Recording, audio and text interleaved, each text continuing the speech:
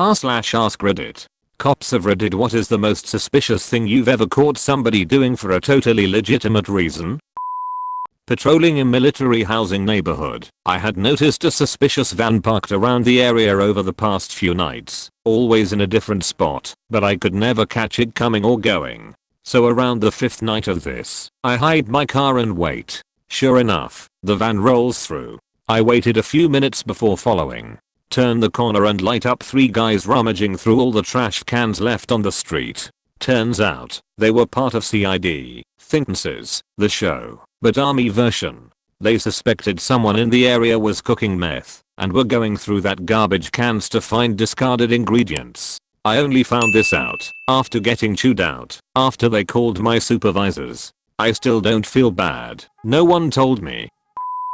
The first one that comes to mind for me. Late at night, saw a dude hauling copper pipe out of a local grocery store after it closed down. Copper theft at the time was super common, so I thought I had a burglary in progress. I stop out, get ready for an easy arrest. Ask him what he's doing. He says he was hired to clean the place out. Ask why he's taking the copper. Owner told him that his payment was the copper piping. Since it wasn't going to be a grocery store after, they didn't need it. I didn't buy it for a minute. BS detector was screaming at this point. So I find the owner in our records, call him, and sure as shit, dude was hired to clean the place out and was paid in copper pipe. That was their agreement. But then I asked him why he was out at 2 AM, since it was super suspicious. Since the place closed down, there was no AC. As it was the middle of summer, 2 AM was the best way to do it and keep cool. There's an old penitentiary in the middle of the city here. It was to be deactivated and it finally was shut down by the governor. People got used to that building being empty. But, for some bureaucratic reasons, they had to reopen it again, temporarily. That means holding bad people in again, and even though the neighbors weren't happy about it, they didn't think much of it, since it was temporary. Anyway, it is a building very close to the road, to residences and commercial buildings. It's not a huge place, but it has tall walls built somewhat like a fort or a castle. Then one day, I wasn't even working, I'm driving by the street behind it, and I see 4 people rappelling down the wall. They weren't doing it each on their own rope, they were doing it in the same rope, and it looked a whole lot like that Hollywood scene where the prisoners escape down the sheet's rope. This was in the middle of the day too, noon I think. I had to go around, find a place to park my car and observe. I called an HQ and asked if the old penitentiary was still open and just get its status. While I did this, I got to really see what they were doing, and it didn't look like escapees anymore. It turned out to be graffiti artists hired by the state to paint that big wall facing the houses. Only part of the building was reactivated, and this wall was on the deactivated wing. The graffiti artists were assessing something. This was 3 years ago. There's a cool painting on it now. I'm still glad I didn't have to chase 4 inmates that day. Son of a cop. My dad told me about a time, back in the 80s. My father was sitting in his cruiser, around the corner from a bar. A car drives by swerving a little with exhaust coming for the tailpipe, signifying a recently started vehicle, pulls the guy over, smells alcohol on the driver, while also noticing a large staff in the backseat. He has the driver step out, then inquires about the staff. The driver tells my dad I'm a black belt in Kung Fu, I use it in class. So my father, unconvinced, asked him to demonstrate his proficiency with the staff, whilst proving his sobriety in a sort of impromptu field sobriety test. The driver puts on a little show for dad on the side of the road. Dad's enjoying the show, but starts to hear sirens coming from all directions. A passerby had seen my dad on the side of the road in a face-off with a crazy man and a stick. Thinking my dad was in need of help, the passerby called the cops. Apparently, my dad had been so wrapped up in the show, he had not heard the radio calls for him. So dispatch sent all available units to his rescue. Passerby thought my dad was getting but kicked by ninja. Hearsay story from a family friend who was a sergeant in a major West Coast city. One of his new officers was late for roll call one night. After about 45 minutes, sergeant gets a call from another station asking if he was the sergeant for the missing officer.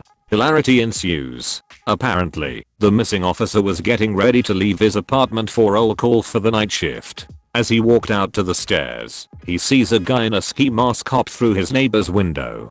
Cop radios the burglary in progress and runs back to his apartment to get his shotgun. When he gets back to neighbor's house, he heard a female screaming and the sounds of a struggle. Cop announces himself, kicks open the front door, runs to the kitchen, and sees what he thinks is ski mask guy sexually assaulting the neighbor. The neighbor sees cop with shotgun screaming at ski mask guy and she completely freaks out. Turns out ski mask guy was neighbor's boyfriend/husband doing some sort of roleplay fantasy at neighbor's request. At least nobody got shot and apparently, the cop was known thereafter as Officer Cockblock.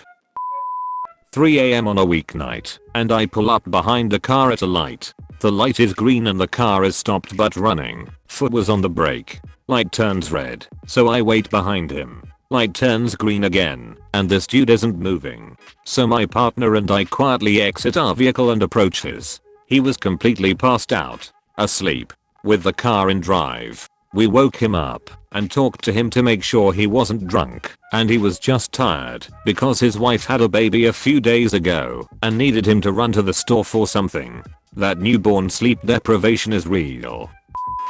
TLDR, it was Brussels sprouts. I'm the guy who was doing something suspicious but it kinda fits here. When I used to work at a grocery store I would get off sometime between 10 PM and 12 AM, and I also preferred to ride my bike most of the year to save on gas. Since work was close to my house and there were few cars out I never really bothered with lights. Already suspicious I know. Right around Thanksgiving we would get in these massive stalks of Brussels sprouts, which if you have never seen one they look like something you might find growing on an alien planet. A solid 3 feet of little bulbs at the end of spikes basically. They were super cheap, so I couldn't pass up such a deal. But of course the only way for me to transport it home at night was to ride with the stalk sticking a foot out of my backpack. I have no idea what the cops thought it was when they pulled me over.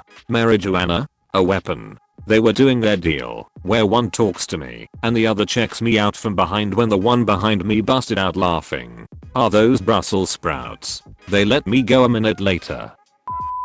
Police officer here. Long story short, guy gets locked out of his house by his wife and we catch him trying to get back into his house. It was just after midnight, and we got a call of a suspicious person looking into a home.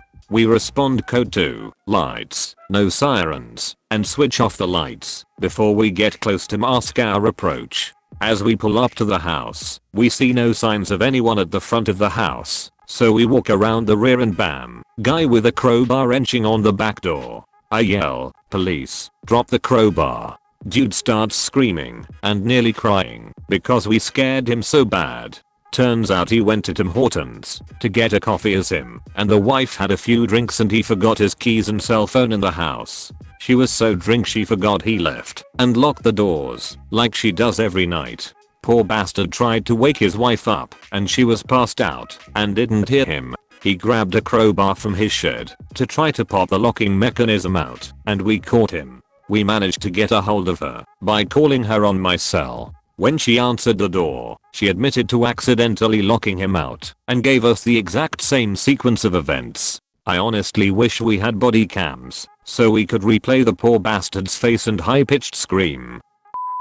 I'm the suspect in this situation. I lived in a large town in the south of the UK in my own terraced house. Outside my house was a bus stop, so it had a few people who go by outside each day, but it wasn't in the heart of the high street. I had suffered from cluster flies for a few days and they came out of nowhere. We are talking maybe 50 or so, which is a little alarming, but there was nowhere I could see they were coming from. I got rid of them as quick as they came about and went about my day as normal. One day at the weekend I had a knock at the door with riot police who stated they believed that someone had died in the property and they were able to enter under an emergency act of law without a warrant. In their wisdom they spoke to the neighbors about who lived here after a report from an elderly lady visiting the bus stop.